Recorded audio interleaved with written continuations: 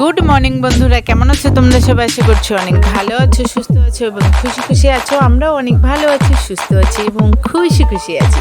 তো রুমা ভার্সেস উৎপল লাইফস্টাইলে জানাই সবাইকে স্বাগতম। সবাই চলে আসো, ভিডিওটা দেখে নাও। আর আজকের ভিডিওটা আমি এখান থেকেই শুরু করলাম। আমার এখানে হয়ে গেছে রান্না। আমি আজকে দিয়েছি আলু সিদ্ধ ভাত আর টক ডাল, সিম্পল মেনু। কারণ আমি তো উপোস আছি আর বাচ্চা কাচ্চা খাবে। আর আজকে যেহেতু নীল ষষ্ঠী, আজকে বাড়িতে মাছও রান্না হবে না, ওই জন্য একদম সিম্পল রান্না। গরমে বাচ্চাদের শরীরও সুস্থ থাকবে এবং বায়নাও করবে না যে এটা খাবো না সেটা খাবো না, সেটা বুঝেই আমি আজকে এই রান্নাটা করেছি। তো যাই হোক, এখানে দেখো আমি রান্না বান্না করে ছেলেকে ওই যে খেতে দিয়ে আমি এখানে পুরো স্নান দান করে আমার পুজোর জোগাড় করছি, পুরো একদম রেডি। আমি এখন দেব পুজো, ঠিক আছে? তো দেখতে থাকো, সাথে থাকো। আর আজকে কিন্তু বন্ধুরা আমি ভীষণ খুশি, কারণ এই খুশিটা কতটা খুশি বলে বোঝাতে পারবো না। নীল ষষ্ঠী বলে কথা। আর ইদানিং কয় বছর হয়েছে আমি এই নীল ষষ্ঠী কিন্তু করতে পারি না। অনেক বছরই হয়েছে আমি নীল ষষ্ঠী করতে পারি না। বলতে পারো বিয়ের পর থেকে নীল ষষ্ঠী করেছি বলে আমার মনে পড়ে না। শিব চতুর্দশী করেছি, দক্ষিণেশ্বর গিয়ে শিবের মাথায় জল ঢেলেছি, অন্য অন্য শিব ঠাকুরের চেষ্টা করেছি সেই দিনগুলোকেও মানে কি উৎসব হিসাবে পালন করার। কিন্তু এই নীল ষষ্ঠীটা কিন্তু আমি বিয়ের পরের থেকে তেমনভাবে করতেই পারি না। আর এখন তো বলার কোনো ভাষাই নেই, কারণ এখন তো দোকানের জন্য ভীষণ ব্যস্ত থাকি। যেহেতু পয়লা বৈশাখ পরে তার দুদিন পরে, ওই জন্য না দোকানে ভীষণ চাপ থাকে। তো আজকে ভেবেছি আমার যত কষ্টই হোক না কেন আমি নীল ষষ্ঠী করব। ওই জন্য মেন কথা ভীষণ খুশি। আর দোকানে তো ভীষণ চাপ। তোমাদের দাদাভাইকে সকাল সকাল দোকানে পাঠিয়ে দিয়েছি। এখন দেখো আমি কেমনভাবে রেডি হয়েছি, পুজোটা দিয়ে ঝপাঝপ শাড়িটা পিন করারও সময় পাইনি। চলে এসেছিলাম আমি দোকানে, এসে দেখি 4-5 জন কাস্টমার বসে আছে, আমার বর একজনকেও ছাড়তে পারেনি। আমি এসে সবাইকে ছাড়লাম। তারপরে এখন দেখো ছেলেকে স্কুল থেকে নিয়ে আসলাম। এখন অনেকটাই দুপুর হয়েছে। এরপরে আমি যাব পুজো দিতে। কারণ আমি যে বাজারে দোকান, আমার এই বাজারে আমার দোকানের সাইডেই একটা শিব মন্দির আছে, নতুন হয়েছে। এই 3-4 বছর মন্দিরটা করেছে, আগে এমনি শিবলিঙ্গ ছিল। যাই হোক, এখানে আমি পুজো দিতে চলে আসলাম, কারণ মন্দিরটা দারুণ করেছে, শিবলিঙ্গটাও খুব সুন্দর। আমি আগে একদিন এসে দেখে গেছি। এখানে চড়ক হয় কিন্তু আমি আসতে পারি না, আমার খুব দুর্ভাগ্য বলে আমি মনে করি। তো আজকে সেই দুর্ভাগ্যকে সৌভাগ্য করে নিলাম। আমি আজকে পণ করেছি, আমি আজকে শিবের মাথায় জল ঢালবই, নীল ষষ্ঠীর উপবাস করবই। তো সেটা করেই সারলাম। তো দেখো বন্ধুরা, চলে আসলাম শিব মন্দিরে। সবাই একে একে পুজো দিচ্ছে, আমরা এই যে দাঁড়িয়ে আছি। আর আমাকে কেমন লাগছে কমেন্ট করে অবশ্যই জানিও। আর ভিডিওটা প্রথম থেকে শেষ পর্যন্ত দেখে যদি ভালো লেগে থাকে চ্যানেলটাকে সাবস্ক্রাইব করে দিয়ে পাশে থেকে যাবে বন্ধু হয়ে। আর একটা লাইক, একটা কমেন্ট, একটা শেয়ার প্লিজ প্লিজ করে দিও। তো আমরা যখন এসেছিলাম বেশি ভিড়ভাড়টা ছিল না, একে একে কিন্তু অনেক লোকই আসছে, পুজো দিচ্ছে, চলে যাচ্ছে, আবার একজন আসতেই রয়েছে। আর রাত্রিবেলা তো প্রচুর ভিড় হবে।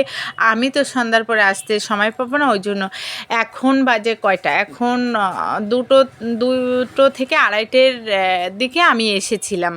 কারণ ওই সময়টা দোকান বন্ধ করে, ওই সময়টা দোকানে চাপ ছিল না। তোমাদের দাদাভাইকে বলেছি ছেলেকে নিয়ে বাড়ি চলে যাও, ওকে খাইয়ে দিও, আমি এখন পুজো দিয়ে তারপরে যাব।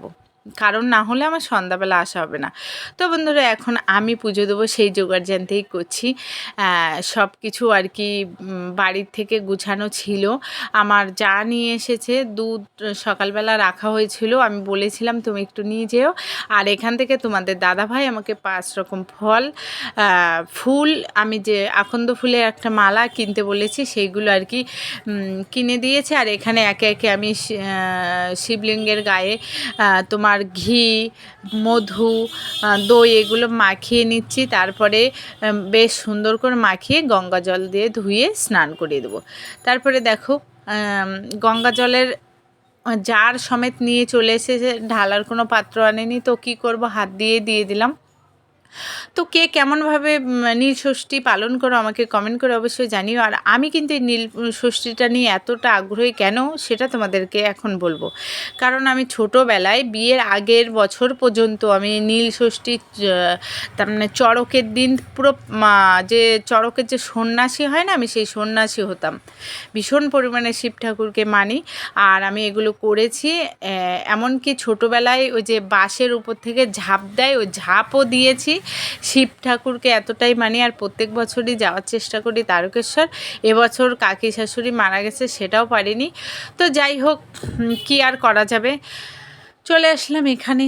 তো বন্ধুরা, কে কে কোথা থেকে ভিডিওটা দেখছো সেটা কমেন্ট করে অবশ্যই জানিও, আর কে কে নীলষষ্ঠীর উপবাস করেছো সেটাও অবশ্যই আমাকে জানিও। আর তোমরা সবাই কেমন করে দিনটাকে উদযাপন করো, মানে আনন্দ করে কাটাও, সেটা আমাকে অবশ্যই অবশ্যই জানিও।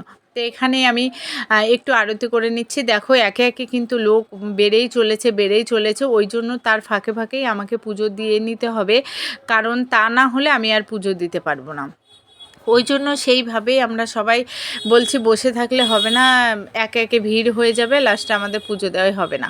তার জন্য দেখো আমি ওইখান থেকে আমার পুজো দেওয়া হয়ে গেল, কাকিমা দিচ্ছে, তারপরে আমার যা দিচ্ছে, ওই পাশের বাড়ি আরেকটা কাকিমা এসেছিল, সবাই দিচ্ছে, আর অন্য লোকরাও তো প্রচুর আসছে যাচ্ছে। তো মন্দিরটা কেমন লাগছে সেটা কমেন্ট করে অবশ্যই জানিও। আর আমাদের এই যে শিব ঠাকুর, ও লিঙ্গটাও যথেষ্ট সুন্দর, দেখলে একটা কেমন যেন ভক্তি চলে আসে। আমার তো সেরকমই মনে হয়, তোমাদের কার কেমন মনে হচ্ছে সেটা অবশ্যই আমাকে কমেন্ট করে জানিও। আর আমার বাবার বাড়ির এলাকায় কিন্তু এই চড়কটা খুব বড় করে হয়, এবং আমরা ছোটোবেলায় অনেক আনন্দ করে এই চড়ক পুজো করতাম, যেটা কিনা আমি তোমাদেরকে বলে বোঝাতে পারবো না কতটা আনন্দ করতাম। আমার দিদি এসেছিল দুদিন আগে বা একদিন আগে, মানে আজকে সকালেই ও চলে গেছে বাড়ি এই শিব ঠাকুরে পুজো করবে বলে। তো ওকে আমি বলছিলাম সময়টা কতটা বদলে যায়, দেখেছিস? একটা সময় ছিল, মানে কি বলবো, এই যে দেল নাচে, তোমরা জানো কি না আমি জানি না, তার পিছনে ঘুরে বেড়াতাম, উপোস থাকতাম, দিন রাত 24 ঘন্টা না খেয়ে থাকতাম, খালি পায়ে হাঁটতাম, কোনো মালুমই হতো না। আর এখন মনের ইচ্ছা থাকলেও সেই শক্তি নেই, আবার সেই সময়ও নেই। ওই জন্য বলে দিন থাকতে ভগবানের নাম করো, বুড়ো বয়সে কখনো ভগবানের নাম হয় না, কারণ তখন নিজের দুর্বলতাও চলে আসে, নিজের কি বলবো, সময়েরও অভাব হয়। তো সময় থাকতে কৃষ্ণ নাম করো, সময় থাকতে ভগবানকে স্মরণ করো, কারণ সব কিছুর একটা সময় আছে, ঠিক আছে? তো অল্প বয়সে যে অনেকে আমরা তুলসীমালা পড়ি বলে অনেকেই কিন্তু অনেক বাজে কথা বলে, আই ডোন্ট কেয়ার, আমার কিছুতে কিছু যায় আসে না, আমার ভালো লাগে আমি পড়ি, যার ভালো লাগবে না আমাকে দেখবে না, একদম সিম্পল কথা, ঠিক আছে? তো অনেকে আর কি বক করে ফেললাম। তো বন্ধুরা, দেখতে থাকো আর সাথে থাকো। দেখো এখানে আগে কয়টা লোক ছিল, এখন কয়টা লোক আছে, একে একে সবাই আসছে যাচ্ছে, প্রণাম করছে, মানে ভীষণ খুশি আমি আজকে। তো আমাদের কিন্তু পুজো টুজো দেওয়া সব কমপ্লিট হয়ে গেছে, এখন আমরা রওনা দিব গন্তব্যস্থল মানে বাড়ির দিকে। তো আজকে সত্যি মনটা ভীষণ খুশি হয়ে গেছে, আর আমার এতটাই সময়ের অভাব, শাড়িটা পিনও করতে পারিনি। তো কমেন্ট করে জানিও আজকে দিনটা সবাই কেমনভাবে কাটালে। সবাই সুস্থ থাকো, ভালো থাকো, বাই, দেখা হচ্ছে নেক্সট ভিডিও। Subscribe please.